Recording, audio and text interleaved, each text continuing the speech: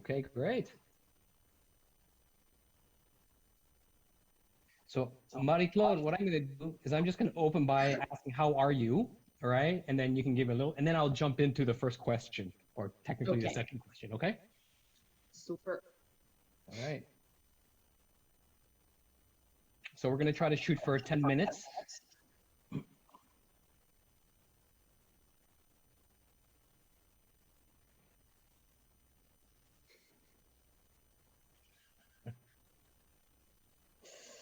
You know, it's no different when we're in studio or we're doing this from home. About 3 seconds before the start, I always get butterflies in my stomach. I don't know. Well, because the setting is quite new. I'm also doing that for the radio. So it's Yes, over the phone, but sometimes the communication, the sound is terrible, but yes. we deal with it. What What are can you we gonna do? do? What are you gonna do? I mean, everybody knows this is not in the studio, right? And everyone's from home, so there is that sort of sense of, I guess, forgiveness that it's not perfect, right? Understanding, at least. Understanding that it's not perfect. Yeah. Well, we do our best, right? Yes, absolutely. Right. Okay. And you'll. Okay. Okay. Yeah. Marie-Claude Lalonde, it's great to have you. Thanks for joining us all the way from Montreal. How are you? I'm well. Despite the conditions, I'm very well. Thank you. Good. Okay, speaking as the national director for the Pontifical Foundation and Charity Aid to the Church in Need, Marie-Claude, how is a papal charity adapting to support the thousands of charitable projects all over the world in light of this pandemic crisis? Well, the first adaptation, I think, it's for all our national offices, uh, for the people to work from home. Yes. This was a big adaptation, and I think at the moment, probably 80% and maybe even more of our activities are done from home. So that's Okay. the first adaptation. The second one is the limitations that we now have to contact our own donors. Yes. For instance, we cannot print in certain areas, it's difficult to print, or in others, it's the postal system. So reaching our donors is a bit difficult, but I think we're being creative and we will manage, I'm sure. That's good to hear. Are you hearing any great stories of kindness or anything like that that's coming out of your projects anywhere in the world? Well, surprisingly, maybe we should not be surprised, but I was a bit surprised to see that our project partners are actually sending words of encouragement to us. We Fantastic. are worried about them, but they are worried about us. Because the pandemic is just starting over there. They're still doing quite well, Latin America, Africa.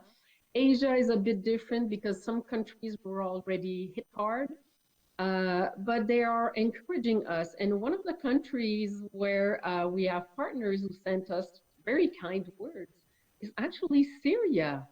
I am so worried for them because I know that when the pandemic will hit there, they don't have the infrastructures, the medical services. It's going to be very difficult. And they're just sending us good words to say, hey, we're thinking of you, we're praying for you, and we're not forgetting about you. So I find it's a very, very nice gesture. Often we do that for them, but now they're doing it for us. Oh, that's great. That's a nice reversal of roles there.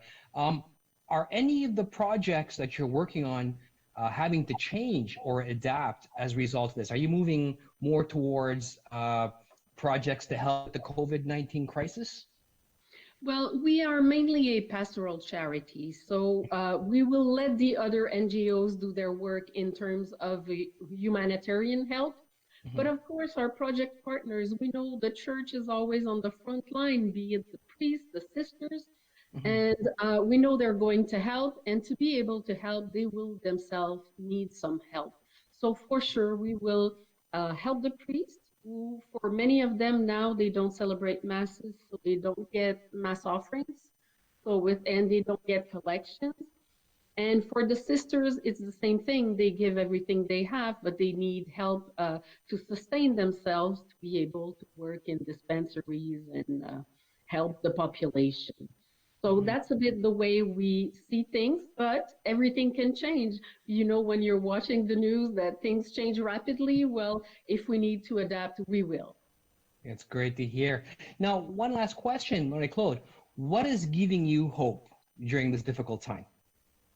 Oh, I think it's the solidarity that I see. As I was mentioning, the countries where we help are now worried for us just as much as we are worried for them. And I Mhm. think that wave of solidarity is probably what, for me, what is the most meaningful in that crisis. I just hope that we will be able to surf on that wave of solidarity even after the pandemic. But I think there's hope. Things will certainly get better, and we will join efforts to do it together. Absolutely, we certainly will. Marie Claude, thank you so much. It's been great talking to you, and thanks for sharing these great stories. Thank you. Okay, bye bye. Bye.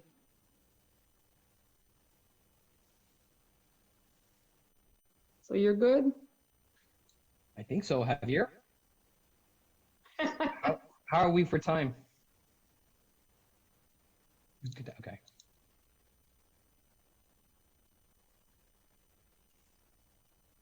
Oh, okay.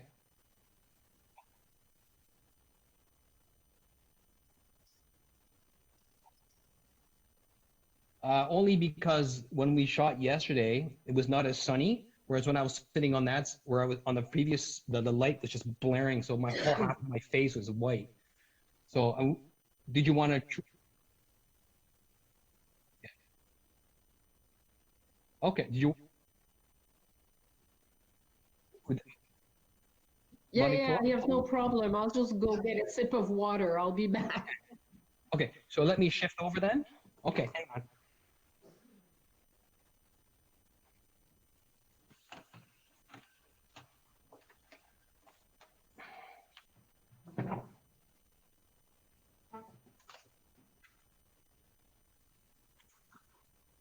Yeah.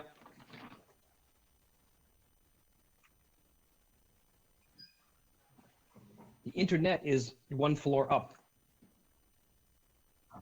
It's impossible. It's in the kids' room, and it's really, really dark. And they're in online, they're in right now.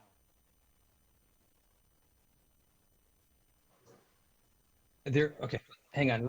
Let me check. Let me check. Hang on.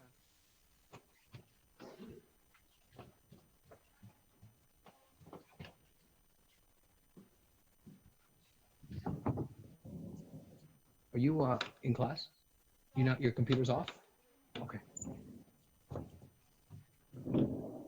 Sorry, I'm just looking to see. Um, no, it's not going to work. What? If it's better, No, everyone's off. There's no one on the internet. Everyone is off. Yeah.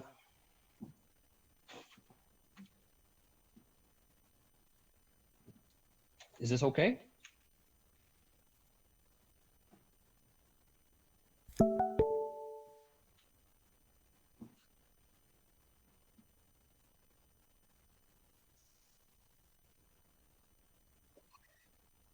Yes.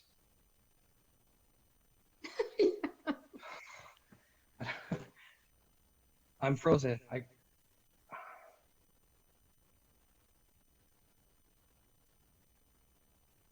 okay.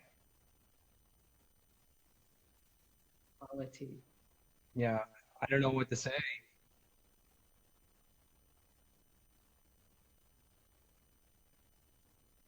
Yeah. Okay. Yes, was a pleasure. Thank you, Noel. Thank you, And Marie Claude. I'll do I'm glad it to see with you're doing okay.